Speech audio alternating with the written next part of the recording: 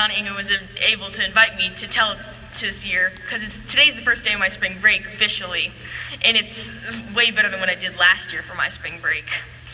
You see, it was the day before my spring break, so close to my freedom, but then bam, my Spanish teacher, Señora Elsa Tonone de Sala, gave me a project on Mexican culture.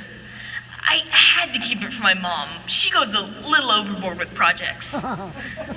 Like when my older sister Emily was in kindergarten, she tried to book a class field trip to the Pentagon because they were learning their basic shapes.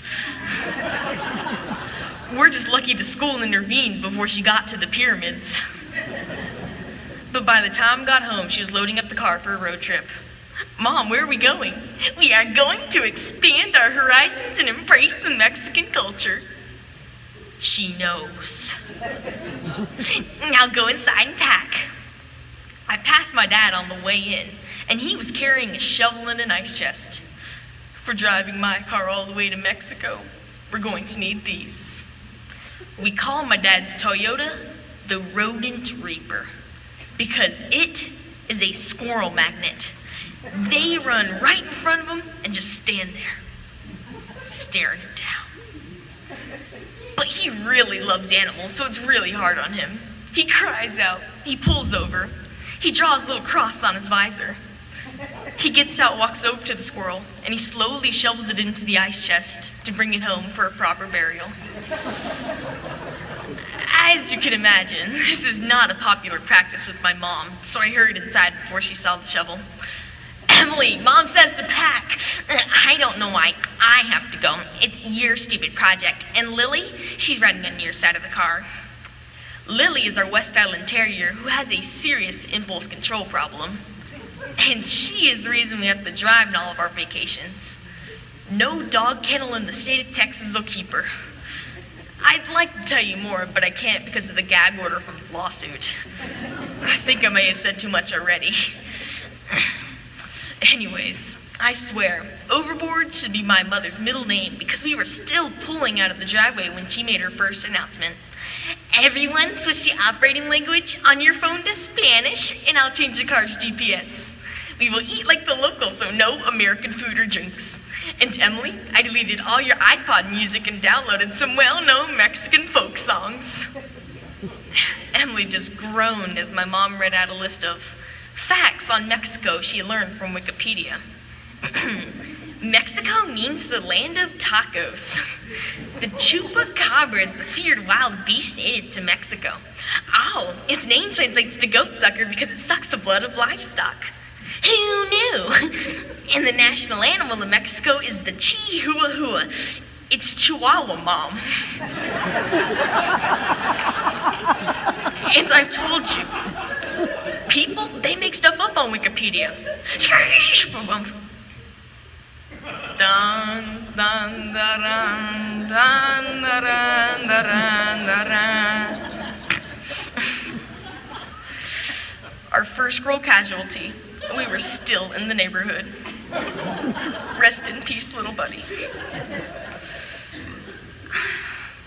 The hours passed on, and Emily was moping without her music, and Lily, she decided to entertain herself by barking at every single car we passed.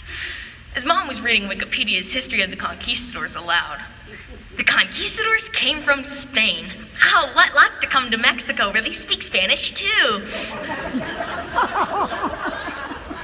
Finally, we reached the border, and after 2 hours in line, we crossed into Mexico. Mom, we're starving. Can we please stop for food? Okay, fine. Oh, look, there's a taco place. So we pulled into El Taco Salvador for dinner.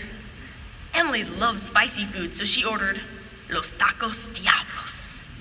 And as she ate, her face turned red. She was dripping sweat and tears streamed down her face.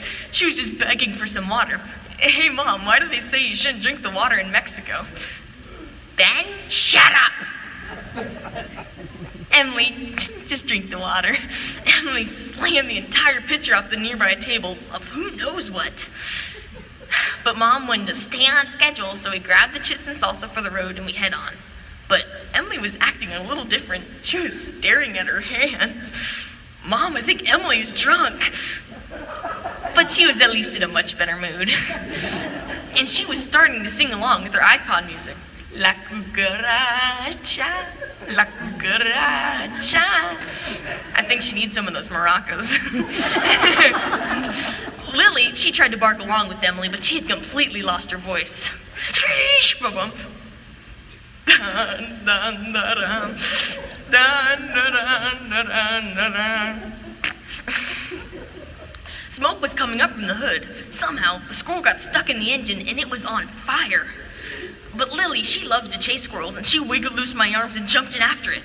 By the time I was finally able to get her out, her skin was smoking and her fur was gone. My dad was over there mashing up a cactus into a paste to soothe her skin.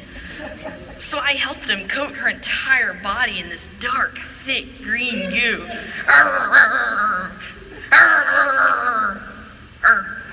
She likes it. She's purring. But the scream is so sticky. Emily, hand me a napkin. Feliz Navidad. Emily? Buenos dias. I don't even know what's going on.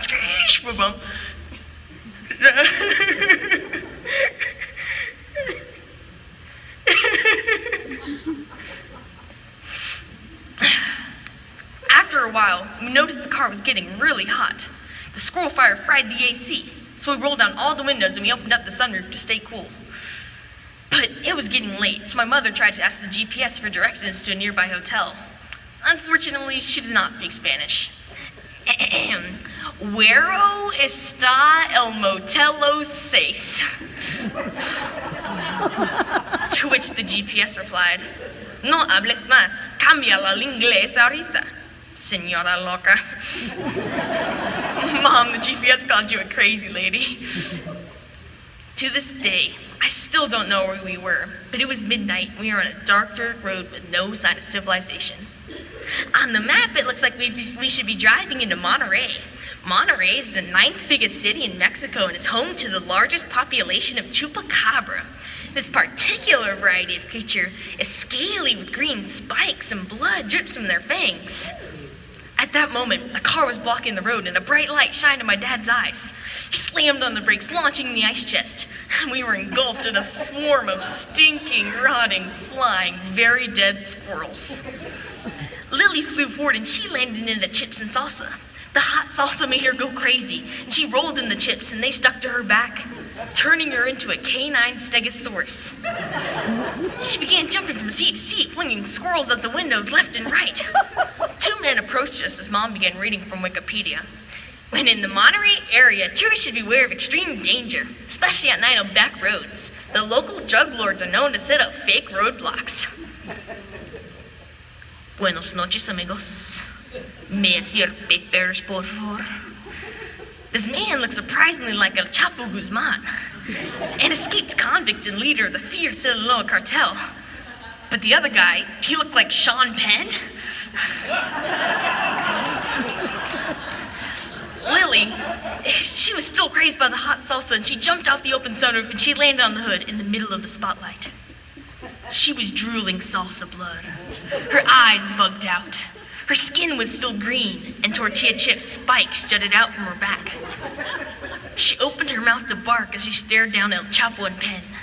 But all that came out was... El Chapo's face lost all colors and shouted, "Es el chupacabra!"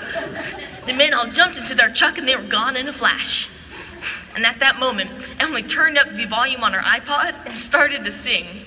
There is a buggy-eyed creature that they call the chupacabra, 4 feet tall like a mutant winged chihuahua. Mexico City, Puerto Rico, Nicaragua, chupacabra.